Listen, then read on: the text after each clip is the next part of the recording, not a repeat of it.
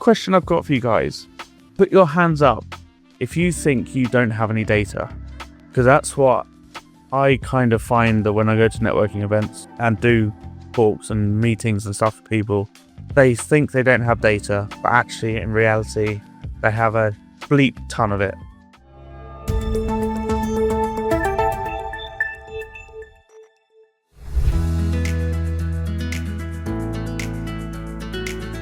Data basically means, on its own, not a lot. Data will basically be, let's say, take me for example.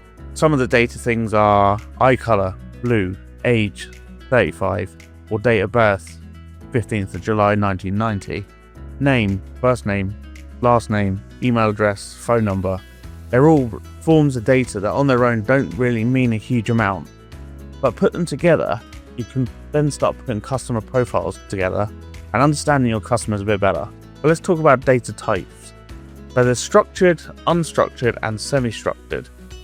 So structured data is highly organized data that fits into a database or rows that basically is line by line people's information.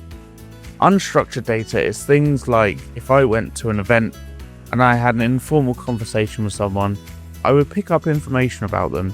Some of it would be presumptuous, some of it would be a little bit educated guesses. And then we come to semi-structured. So semi-structured data for me is when you've got bits of the puzzle.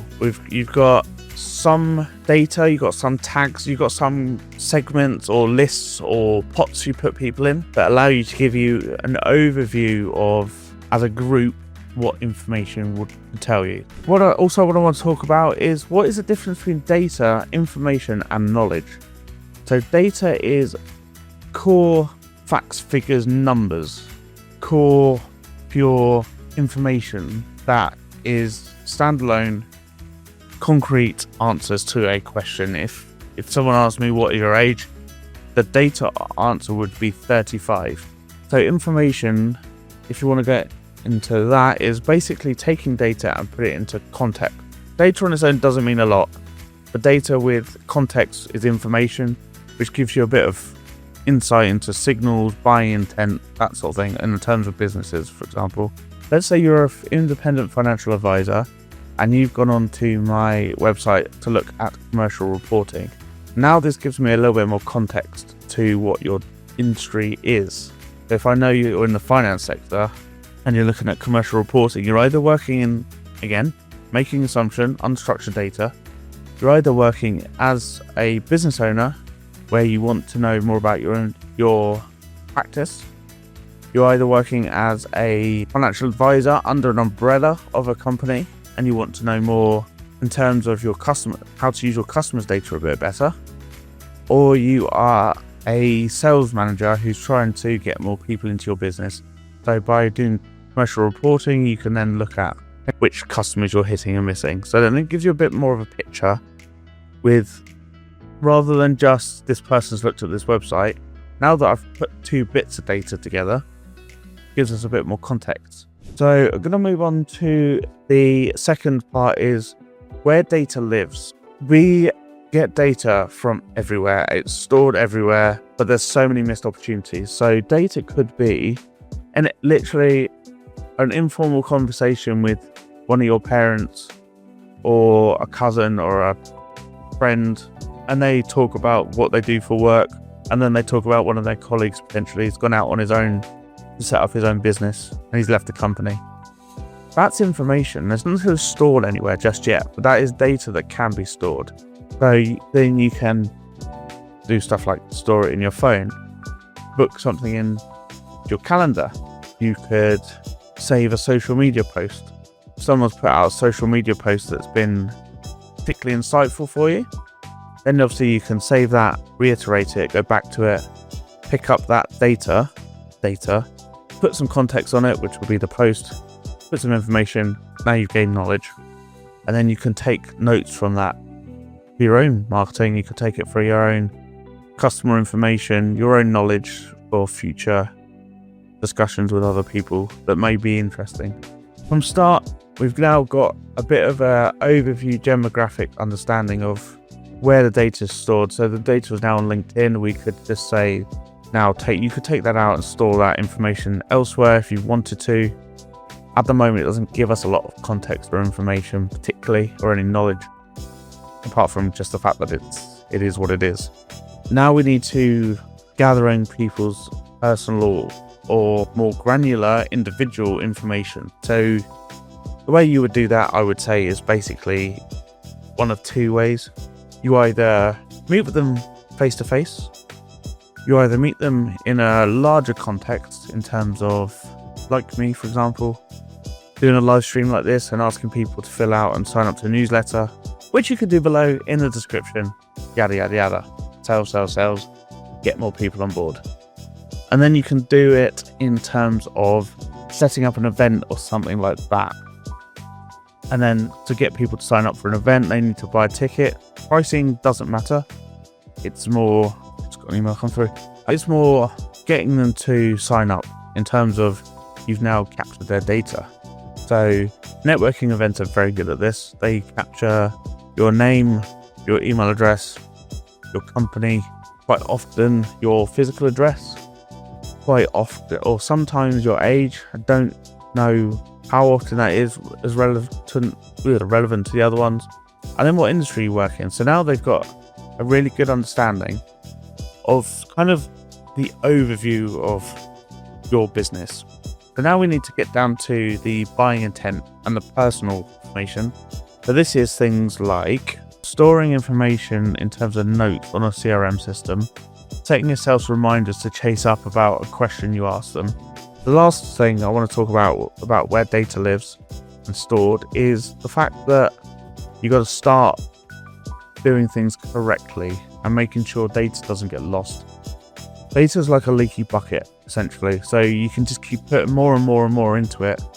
But eventually, if there's holes in the bucket, the water's or the data is going to start falling out and going all over the place and causing a massive mess. And the second you stop putting data and information into that bucket, so that bucket could be your sales pipeline, for example, the second you stop putting it in, it will all leak out and it will become empty. So your sales pipeline will eventually run out completely. What you put into that bucket could be paid marketing research, could be paid social ads, it could be, for example, like I do a lot of networking, going to networking events. The second you stop going into networking events and you don't do anything with the previous data, that bucket's then going to start running out because there's leaks and holes and you're not following up with it. But that's what I mean by leaks. I mean putting systems in place to make sure you build relationships, manage relationships, even if they're not your customer, even if they've probably got no intent of using your services. They are a lead, they are a potential opportunity through word of mouth, through people they speak to as business owners or consumers of your product or service or potential. So you want to make sure you keep them within the bucket, even if they're not necessarily going to make you money directly as a business, they need to be in the bucket. So then stay in the bucket. Once they're put in the bucket, you need to keep them in the bucket, and that's plugging the leaks. So that would be automated email marketing, that sort of thing, automated social media posts, setting yourselves reminders to reach out to them once, even if it's not that regularly, once every 4 to 6 months. A LinkedIn message goes a long way, I found. You can literally send a message to someone once a month just to remind them that you're here and that you're still in business, you're still doing what you do, you're still available when they need you. So you want to be the forefront of people's knowledge, and when you look back at the core data side of it, you need to make sure you've got processes in place. So the last topic I want to discuss is why it matters now. Why it matters now doesn't necessarily mean you have to be the best at capturing data, understanding data, using data, but it's important from the start. If you want to transform your business, understand the importance of it at least, and then you can progress and get better and better in terms of, like I said, understand your customers and clients, potential leads, that sort of thing, but also plug in the holes. So you can, for me, for example, I've got probably a stack of 50 business cards from the last 2 or 3 weeks, maybe 2 or 3 weeks of doing events and getting invited to things and meeting new people. And I have not plugged the gaps. I have not kept up to with the processes that I set myself and the standards I set myself. And I'll admit to that, it's easier said than done, because the next week I've got more events and more meetings. But the point of it is I've got an understanding of what the process should be, i.e. when I get back from an event, use my phone, scan the business card, put it in the CRM system, check the data, and move on. Even if I don't do anything else with it, I've got automations in place to remind me to chase up people once they've been put in my CRM system. So when I put data into my CRM system, and I've done this from the start of running the business, I've set myself a reminder within 7 days to follow up and potentially, if it's viable, book in a one-to-one.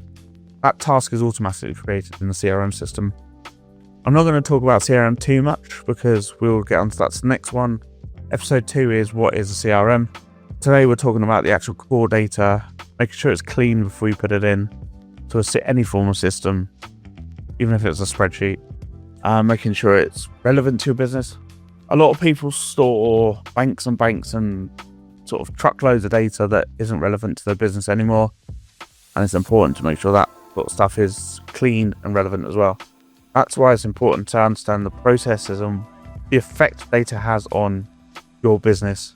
So the question I asked you guys at the start is, do you think you have data? Think of 3 streams. Let's start with 3 streams. 3 streams of data within your business and how it affects your business. Crucially, not it's something that can be put to the side, but crucially how it affects your business. It's important to understand that everything, literally everything you do in business, in terms of processes, in terms of moving cogs, in terms of the passing of information, is data. And it's important to really understand kind of why it needs to be accurate, why it needs to be clean. A lot of people go, oh, it's not harming anyone. But actually, it's harming you as a business. It potentially is harming your customers and clients. But more so, it's harming you as a business because you don't really understand who your client base are, what's working for you. Thank you for watching. Please do leave comments, and I shall see you in the next one. Hopefully you learned something from it. Get out of here. Stay safe. Bye.